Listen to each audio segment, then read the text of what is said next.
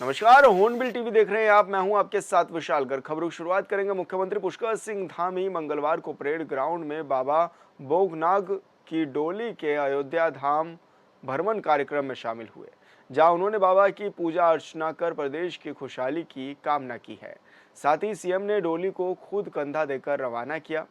वहीं सीएम ने बाबा बोगनाग डोली समिति के सदस्यों का स्वागत करते हुए कहा है कि उनकी भी बाबा बोगनाग में गहरी आस्था है और बाबा की कृपा पूरे उत्तराखंड पर है। इसका उदाहरण सिलक्यारा सुरंग में फंसे श्रमिकों की सकुशल रिहाई है।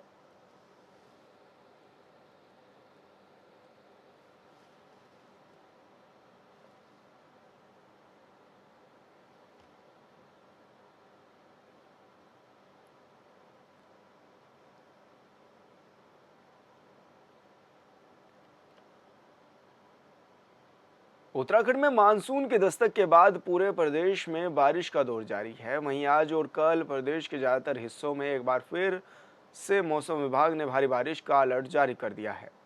मौसम वैज्ञानिक रोहित थपलियाल की माने तो आज और कल प्रदेश के ज्यादातर हिस्सों में, खासकर कुमाऊं क्षेत्र में ज्यादातर भारी बारिश देखने को मिल सकती है। हालांकि गढ़वाल क्षेत्र के अलावा मैदानी इलाकों में भी इस दौरान भारी बारिश का अंदेशा जताया गया है। ऐसे में उन्होंने लोगों को सतर्कता बरतने की भी हिदायत दी है।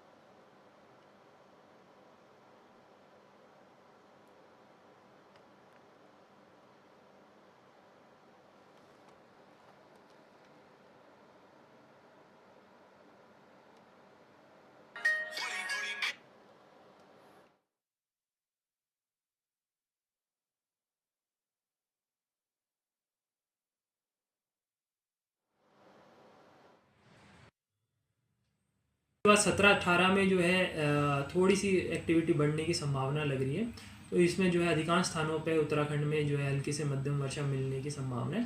साथ ही जो पर्वतीय क्षेत्र है वहाँ पर कहीं कहीं भारी वर्षा मिल सकती है, जबकि जो पिथौरागढ़ बागेश्वर जनपद है वहाँ कहीं कहीं भारी से लेके बहुत भारी वर्षा मिलने की। उत्तरकाशी से इस वक्त की बड़ी खबर। विश्व प्रसिद्ध गंगोत्री धाम में छाया अंधेरा, बिजली न होने से धाम में तीर्थयात्री परेशान। नगर पंचायत का नहीं सोलर पैनलों पर ध्यान, गंगोत्री धाम में उमड़ी कांवड़ियों की भीड़। धाम में एक जनरेटर की भी व्यवस्था नहीं है।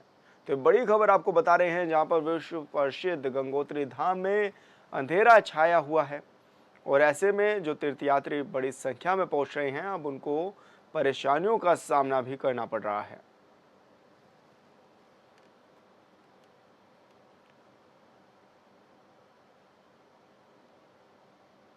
उत्तराखंड में एक बार फिर सत्ता पक्ष और विपक्ष आमने सामने हैं और इस बार प्रदेश के साधु संत भी विपक्ष के साथ दिखाई दे रहे हैं। बीजेपी की डबल इंजन वाली सरकार की नीतियों पर लोग सवाल उठा रहे हैं। सवाल पूछ रहे हैं कि दिल्ली के बुराड़ी में केदारनाथ धाम क्यों बनाया जा रहा है।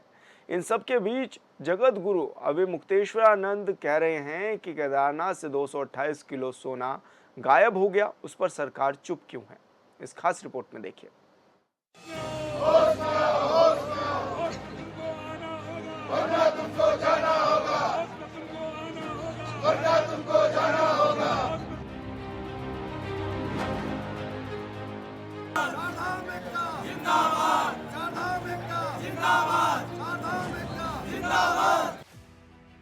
उत्तराखंड के मुख्यमंत्री पुष्कर सिंह धामी ने दिल्ली स्थित बौराड़ी के हरकी में केदारनाथ के निर्माण के लिए भूमि पूजन क्या किया कि प्रदेश की सरकार की नीतियों पर सवाल उठ रहे हैं।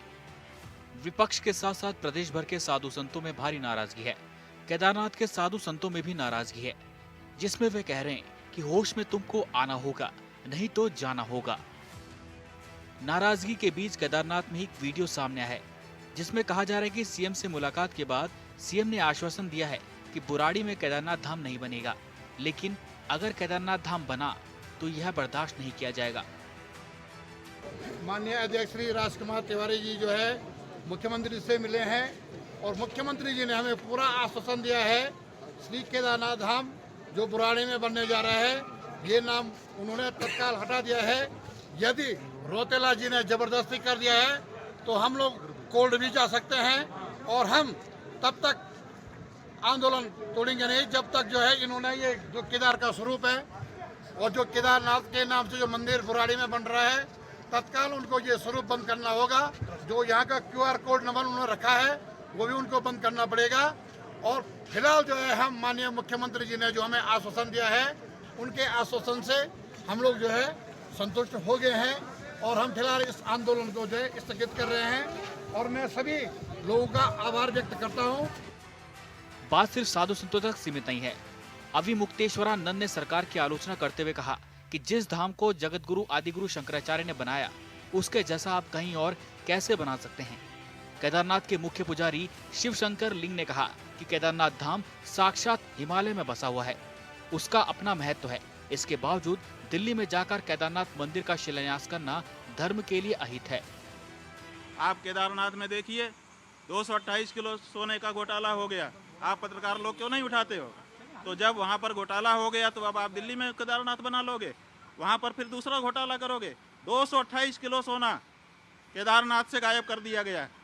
ये कहाँ का नियम है? क्यों नहीं उठाते हो प्रेस वाले इस बात को? आज तक कोई जांच तक नहीं बैठाई गई। 228 किलो सोना का घोटाला केदारनाथ में हो गया। कौन जिम्मेदार है? क्यों इस बारे में जांच नहीं होती है? क्यों भाई इस बारे में निर्णय नहीं होता है? और अब आप कहेंगे हम दिल्ली में ही केदारनाथ बना लेंगे, ये नहीं हो सकता। समय समय पर केदारनाथ का मामला मीडिया की सुर्खियां बनता है। जगत गुरु अविमुक्तेश्वरानंद महाराज जी इस बार भी केदारनाथ मामला मीडिया की सुर्खियों में है।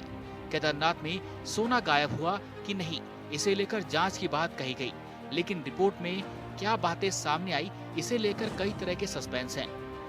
केदारनाथ धाम पर प्रदेश के सीएम पुष्कर सिंह धामी ने कहा कि विपक्ष के पास कोई काम नहीं, इसलिए बेवजह मामले को तूल दिया जा रहा है। उन्होंने कहा कि केदारनाथ धाम जो है वो केवल केदारनाथ धाम ही हो सकता है। मंदाकिनी सरस्वती के बीच केदारनाथ मंदिर है और उसमें देश दुनिया की आस्था है। अन्य स्थानों पर प्रतीकात्मक मंदिर बनते रहेंगे। देखिए, कांग्रेस के पास कोई मुद्दा नहीं है और कांग्रेस मुद्दा विहीन है, इसलिए बेवजह के मुद्दों को तूल देती है। जबकि उसमें पहले ही कह दिया गया है कि जो केदारनाथ धाम है वो केवल केदारनाथ नहीं हो सकता है। मंदाकिनी सरस्वती के तट पर उसके बीच में जो हमारा धाम है, जहाँ पूरे देश दुनिया की आस्था है, वही धाम है। अन्य स्थानों पर मंदिर बनते रहेंगे। इधर मामले को लेकर देहरादून कांग्रेस कार्यालय में प्रेस कॉन्फ्रेंस कर नेताओं ने दिल्ली में केदारनाथ मंदिर बनाए जाने का विरोध किया। गणेश गोयल ने कहा कि एक ट्रस्ट जिसका नाम केदारनाथ धाम दिल्ली ट्रस्ट है, उसमें मुख्यमंत्री का केदार शिला के साथ वहां जाना और मंदिर का शिलान्यास करना, साथ ही केदारनाथ वाली आकृति प्रदान करना और ये कहना कि जो लोग केदारनाथ धाम की यात्रा नहीं कर सकते वे दिल्ली में केदारनाथ में अपनी यात्रा कर सकते हैं।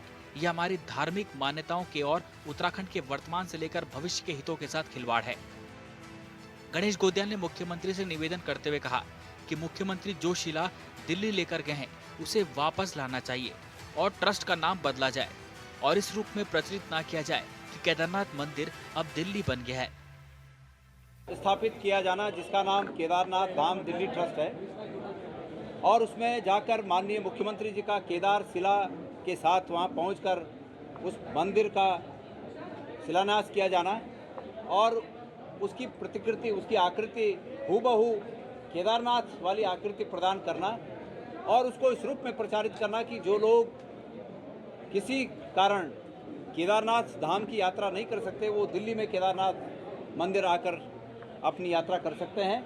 मैं समझता हूं कि ये हमारी धार्मिक मान्यताओं के और उत्तराखंड के वर्तमान से लेकर भविष्य के हितों के साथ खिलवाड़ है और इस रूप में हम माननीय मुख्यमंत्री जी से निवेदन करते हैं कि माननीय मुख्यमंत्री जी बीती ताई विसार के आगे की सुधलई माननीय मुख्यमंत्री जी ये जनता के सामने कहें कि भाई जाने अनजाने जो कुछ भी भूल हुई है हम उसको ठीक कर रहे हैं, हम वहाँ से केदार शिला वापस ला रहे हैं। हम माननीय मुख्यमंत्री जी सरकार में अपने प्रभाव का उपयोग करते हुए उस ट्रस्ट से वार्ता करके उसका नाम कोई अन्य नाम रखे और इसको इस रूप में प्रचारित न किया जाए कि केदारनाथ मंदिर अब दिल्ली बन गया। इधर कांग्रेस के प्रदेश अध्यक्ष करण मेहरा ने उसी प्रेस कॉन्फ्रेंस में कहा कि कांग्रेस 24 जुलाई से जय गंगे केदारनाथ बचाओ यात्रा करेगी। कांग्रेस प्रदेश अध्यक्ष ने कहा कि 24 जुलाई को हरिद्वार के हर की पैड़ी में गंगा स्नान के बाद पद यात्रा शुरू की जाएगी, जिसमें पार्टी के सभी वरीय नेता और हजारों कार्यकर्ता शामिल होंगे। करण मेहरा ने यात्रा में सभी से शामिल होने का आह्वान किया है। उद्देश्य यही है कि जो हमारी आस्थाओं से खिलवाड़ हो रहा है, केदारनाथ धाम के नाम से दिल्ली मंदिर बना रहे हैं, शिला हमारी ले गए हैं और ये कह रहे हैं कि जो केदारनाथ नहीं जा सकते उनको वही पुण्य वहाँ मिलेगा जो केदारनाथ में होता है वो दिल्ली मिल जाएगा। और ये हमारी आस्थाओं से, हमारी संस्कृति के साथ छेड़छाड़, उसका विरोध कर रहे हैं। जय गंगे जय केदार के नाम से केदारनाथ बचाओ यात्रा ये है। 24 तारीख को हर की पौड़ी में गंगा स्नान करने के बाद मैं अपने सभी कांग्रेस के सीनियर्स के साथ मिलकर, कांग्रेस के युवा साथियों के संग मिलकर और आम जन के साथ मिलकर जो हमारे से सहमत है उनको लेकर इस यात्रा का शुभारंभ करेंगे। ये पदयात्रा है और ये गंगा जी के तट से शुरू होगी, हर की पैड़ी से, और केदारनाथ धाम में पूजा के साथ इसका समापन होगा। कितने दिन लगेंगे, कहाँ कहाँ इसके पड़ाव होंगे, कितना किस दिन हम पैदल किलोमीटर चलेंगे, वो सारी सूचनाएं आपको प्रोग्राम के साथ भेज देंगे। राजधानी देहरादून में कांग्रेस कार्यकर्ताओं ने धामी सरकार का पुतला दहन किया। वहीं इस दौरान कांग्रेस कार्यकर्ताओं ने अपना आक्रोश व्यक्त करते हुए धामी सरकार के खिलाफ जोरदार नारेबाजी की। कांग्रेस के महानगर अध्यक्ष डॉक्टर जसविंदर सिंह गोगी ने कहा कि बीजेपी सरकार ने सनातन धर्म को ठेस पहुंचाने का काम किया है। साथ ही उन्होंने कहा कि केदारनाथ एक था और एक ही रहेगा और जो आधारशिला दिल्ली में स्थापित की गई है वो सरासर गलत है, जो किसी भी हाल में बर्दाश्त नहीं की जाएगी। तो सनातन धर्म की आस्था को ठेस पहुंचाने का काम किया है, उसके लिए आज हम लोगों ने अपना विरोध दर्ज कराया है। और केदारनाथ धाम एक था और एक ही रहेगा, उत्तराखंड में ही रहेगा। जो पुष्कर सिंह धामी जी ने और भाजपा सरकार ने जो सनातन धर्म को ठेस पहुंचाने का काम किया है, इसका हम लोग विरोध कर रहे हैं। और जो आधारशिला, जो हमारी जानकारी के अनुसार जो आधारशिला वहाँ से ले जाकर कहीं और स्थापित करने का प्रयास किया जा रहा है, तो कहीं ना कहीं उत्तराखंड और सभी हिंदू सनातन धर्म के लोगों का ठेस पहुँचाया गया है। इसका हम लोग विरोध दर्ज करा रहे हैं। केदारनाथ धाम को लेकर यमुनोत्री धाम के तीर्थ पुरोहितों में धामी सरकार के खिलाफ भारी गुस्सा है। तीर्थ पुरोहितों ने आरोप लगाया कि दिल्ली में केदारनाथ मंदिर बनाना सनातन संस्कृति और धामों का व्यवसायीकरण है और ये सरकार चारधाम यात्रा विरोधी है। तीर्थ पुरोहितों ने सरकार की नीतियों के संचालन को लेकर खुलकर केदारनाथ धाम के समर्थन में उतरे और तीर्थ पुरोहितों ने विरोध किया। स्थानीय लोगों ने भी धामी सरकार की गलत नीतियों के खिलाफ आक्रोश है। और महावीर पंवार माही ने कहा कि देश के प्रधानमंत्री मोदी को यदि वास्तव में उत्तराखंड से प्रेम है और बाबा केदारनाथ धाम के भक्त हैं, तो तत्काल उत्तराखंड से धामी हटाओ, चारधाम बचाओ और हमारा स्वाभिमान बचाओ। साथ ही केदारनाथ मंदिर में 228 किलो सोना गायब होने वाली घटना की सीबीआई जांच की मांग की। आज जो है यहीं पे यमुनोत्री पुरोहित महासभा के समस्त सदस्यगण, पूरा समाज एकत्रित हुआ है। धामी सरकार का जो केदारनाथ का जो है हमारा प्रारूप जो है दिल्ली में बनाया जा रहा है, उसके विरोध में हम सभी इसका विरोध करते हैं। और एक चीज़ मैं और बोलूँगा, जैसे धामी जी के उसमें एक बात लाना चाहूँगा संज्ञान में कि आप जिस प्रकार से यात्रा को, चार धाम यात्रा को बाधित कर रहे हैं, ये अनुचित कार्य है महोदय। इसमें जो है आप यात्रियों को रोक करके और हमारे जितने भी सनातन धर्मावलंबी हैं सब परेशान हो जाते हैं।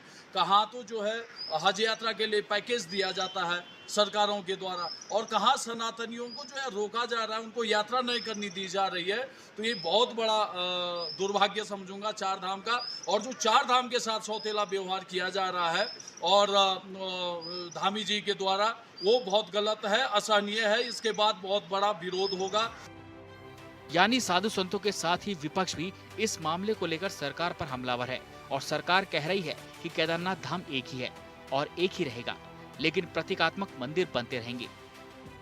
आगे क्या होगा नहीं पता, लेकिन किसी भी प्रदेश में सरकार के फैसले के खिलाफ अगर साधु संत से लेकर विपक्ष तक और स्थानीय लोग भी विरोध करने लगे तो मसला बड़ा हो जाता है। Bureau report, hornbill TV. Champawat जिले में देर रात से हो रही बारिश से Tanakpur Champawat all weather road एक बार फिर बन लेक से टनकपुर के बीच कई स्थानों पर बंद हो गया है। सड़कों पर मलबा आने से रास्ता पूरी तरह से बंद हो गया। वहीं नेशनल हाईवे की टीम हाईवे को खोलने में जुटी हुई है। ऑल वेदर सड़क बंद होने से कई वाहन और यात्री रास्ते में ही फंस गए हैं, जिसकी वजह से उन्हें काफ़ी परेशानियों का सामना अब करना पड़ रहा है।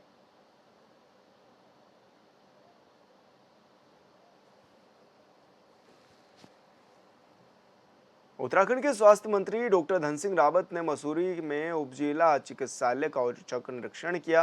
साथ ही स्वास्थ्य मंत्री ने वहां की व्यवस्थाओं की जानकारी भी ली। वहीं स्टाफ क्वार्टर का निरीक्षण करने के दौरान उन्होंने अधिकारियों को व्यवस्थाएं सुधारने के निर्देश भी दिए हैं।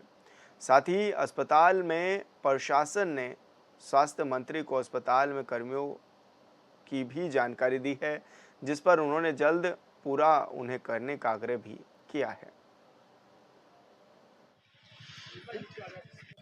देखिए, मैं आज दौरे से आ रहा था पहाड़ के, और मैं सोचा कि यहाँ के उप जिला चिकित्सालय को ज़रूर देख के आऊँ। तो कुल मिला के यहाँ पे डॉक्टर भी पर्याप्त मात्रा में हैं। अब स्टाफ नर्स भी हमने पूरे प्रदेश में 1500 स्टाफ नर्सों को भेजा है।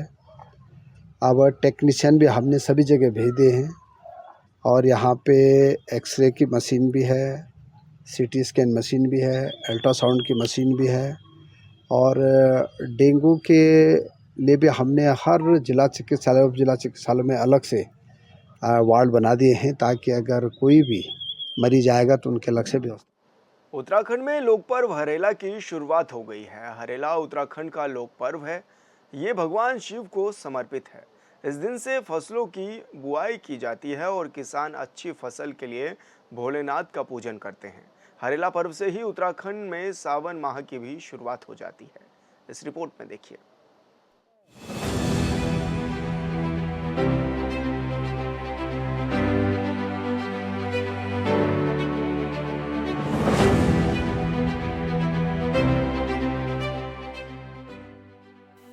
उत्तराखंड के मुख्यमंत्री पुष्कर सिंह धामी ने हरेला पर्व के मौके पर राजधानी देहरादून स्थित वन विभाग नर्सरी माल देवता में वृक्षारोपण किया।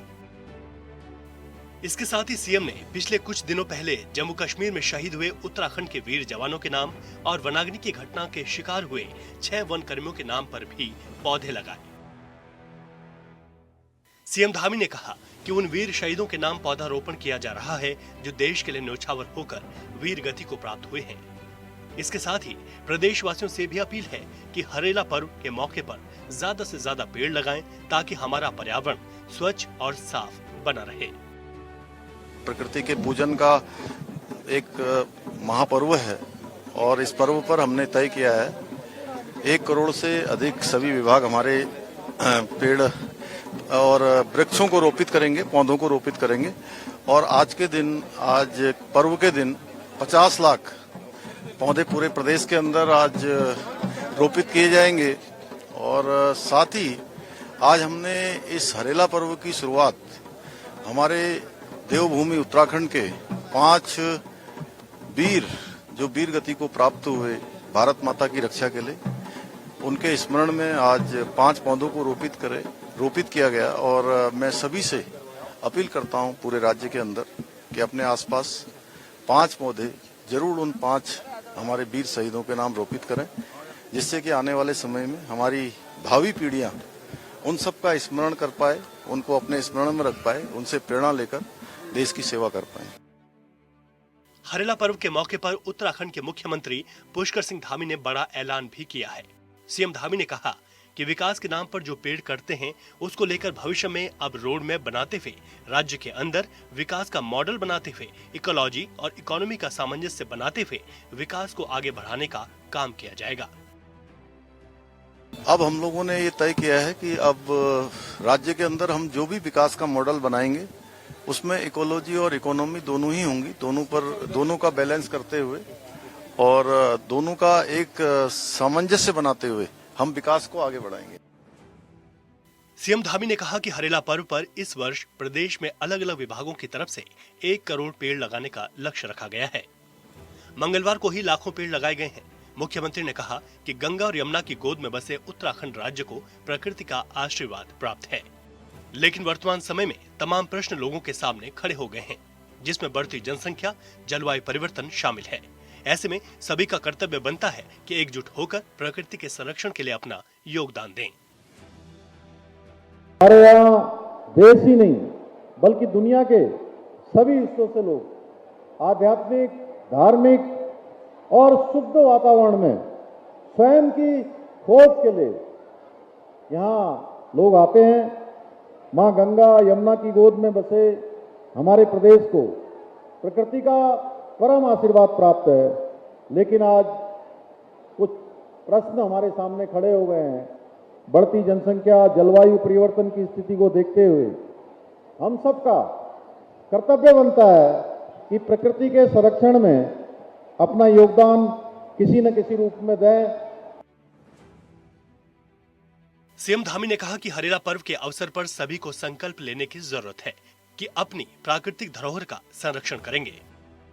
उत्तराखंड सरकार ने हरेला पर्व को मनाने की थीम पर्यावरण की रखवाली, घर घर हरियाली, लाए समृद्धि और खुशहाली रखा है। राज्य सरकार ने हरेला पर्व के अवसर पर प्रदेश भर में वृहद स्तर पर वृक्षारोपण करने का लक्ष्य रखा है। इसके लिए वन विभाग की तरफ से अधिकांश परिवारों को 2-2 फलदार वृक्ष भी वितरित किए गए हैं। सीएम ने राज्य के सभी स्कूल, कॉलेज, जनप्रतिनिधियों, निकायों, सरकारी और निजी संस्थानों से हरेला पर्व के अवसर पर अधिक से अधिक पौधों का रोपण करने को कहा है। हमारी सरकार ने हरेला पर्व के अवसर पर वृहद वृक्षारोपण अभियान के तहत पूरे प्रदेश में 50 लाख पौधे रोपित करने का संकल्प लिया है। कुछ जिलों में जन भागीदारी सुनिश्चित करते हुए वन विभाग ने विशेष पहल करते हुए इस बार हर परिवार को 2-2 फलदार वृक्ष भी वितरित किए गए हैं। मैं ऐसे परिवार जिनको ये पौधे प्राप्त हुए हैं, विशेष स्तर पर उनसे आह्वान करना चाहूँगा कि आप उन पौधों को रोपने के साथ ही उन्हें अपने परिवार का सदस्य मानकर उनकी रक्षा भी करें। मुख्यमंत्री ने यह भी कहा कि पर्यावरण संरक्षण को लेकर केंद्र सरकार की तरफ से भी पिछले 10 सालों के भीतर तमाम काम किए गए हैं, साथ ही तमाम योजनाएं भी शुरू की गई हैं। मुख्यमंत्री ने कहा कि पहले देहरादून की स्थिति यह थी कि अगर थोड़ी सी भी तापमान में बढ़ोतरी होती थी तो उस दौरान बारिश हो जाती थी, लेकिन मौजूदा वक्त में स्थिति यह है कि देहरादून का तापमान 44 डिग्री 45 डिग्री तक पहुंच रहा है। ये सभी के लिए चिंता का विषय है। ऐसे में प्रकृति के संरक्षण, समन्वय और संतुलन के लिए जरूरी है कि सभी लोग वृक्षारोपण करें। पहले देहरादून में किस प्रकार का पर्यावरण होता था, अगर थोड़ा सा भी टेम्परेचर बढ़ता था, थोड़ी सी भी गर्मी बढ़ती थी तो तत्काल वर्षा हो जाती थी। पहले इस प्रकार का होता था और आप देख रहे होंगे 44 डिग्री और 45 डिग्री तापमान देहरादून का हो गया है। अनेक स्थानों पर 50 डिग्री, 52 डिग्री, 53 डिग्री तक तापमान पहुंच गया है। निश्चित रूप हमारे जो कर्तव्य हैं, उन कर्तव्यों का भी हम सबको बोध करवाता है, स्मरण करवाता है कि आखिर प्रकृति के साथ किस प्रकार से हमने समन्वय बनाना है, किस प्रकार प्रकृति के साथ आगे बढ़ना है। हमारी सनातन संस्कृति में युग युगांतर से प्रकृति को माँ के रूप में पूजने और उसका संरक्षण करने की परंपरा रही है। धार्मिक ग्रंथों के अनुसार सृष्टि आकाश, अग्नि, जल और पृथ्वी रूपी पंच तत्वों से मिलकर बनी है। वैज्ञानिक रूप से देखा जाए तो इन सभी तत्वों का संबंध हमारी प्रकृति से है, हमारी वृक्षों से है। एक तरफ जहां सरकार हरेला पर्व पर पेड़ पौधे लगा रही है तो दूसरी तरफ विपक्ष सरकार की नीतियों पर सवाल उठा रहा है। कांग्रेस प्रवक्ता शेषपाल सिंह बिष्ट ने कहा कि हरीश रावत सरकार के टाइम पर ही हरेला की छुट्टी घोषित हुई थी। उनके लगाए हुए पेड़ आज भी लहरा रहे हैं। रायपुर मालदेवता रोड पर उनका स्मृति वन आज भी यथावत खड़ा है। सरकार 7 साल से हरेला के नाम पर केवल ढकोसलाबाजी कर रही है। सरकार को अपने लगाए हुए पुराने वृक्षों का हिसाब देना चाहिए, तब जाकर कहीं हरेला की बात सरकार को करनी चाहिए। आदरणीय हरीश रावत जी का दूरदृष्टि का विजन ही था कि उन्होंने हरेला की छुट्टी की, हरेला को एक पर्यावरण के पर्व के रूप में मनाने का निर्णय लिया था। और आप रायपुर के माल देवता से आगे जाएंगे तो उनका लगाया हुआ स्मृति वन भी आज जो है घरों से वहाँ पर लहलहा रहा है। लेकिन 7 साल से राज्य में प्रचंड बहुमत की भाजपा की सरकार ने हरेला के नाम पर खूब राजनीति की, खूब फोटो सेशन किया, लेकिन धरातल पे कितने पेड़ आज जीवित हैं ये देखने वाली बातें खोजनी पड़ेंगे। और अकेला ऋषिपर्णा नदी के उद्धार के नाम पर, बिंदाल नदी के उद्धार के नाम पर, कोसी नदी के उद्धार के नाम पर करोड़ों रुपए का बजट खपाया गया। अकेले ऋषिपर्णा नदी में 2.5 लाख से ज्यादा पौधों का रोपण जो है हरेला के नाम पे हुआ, पर्यावरण संरक्षण के नाम पे हुआ, लेकिन धरातल पे कितने पेड़ हैं। उत्तराखंड पहाड़ी राज्य है और यह कहने में कोई परेशानी नहीं है कि विकास कार्यों के नाम पर प्रकृति को भारी नुकसान पहुंचा है। कभी सड़क निर्माण के नाम पर पेड़ पौधों की कटाई हुई, तो कहीं पहाड़ों में सड़क चौड़ीकरण के नाम पर पहाड़ को तहस नहस किया गया, जिसका परिणाम हर एक साल उत्तराखंड के वासी झेलते हैं। हरेला के मौके पर लाखों करोड़ों पेड़ तो लगाए जाते हैं, लेकिन कितने पेड़ों की रक्षा की जाती है, ये बड़ा सवाल है, जिस पर सरकार के साथ ही हम सभी को सोचने और समझने की जरूरत है। Bureau report, hornbill TV.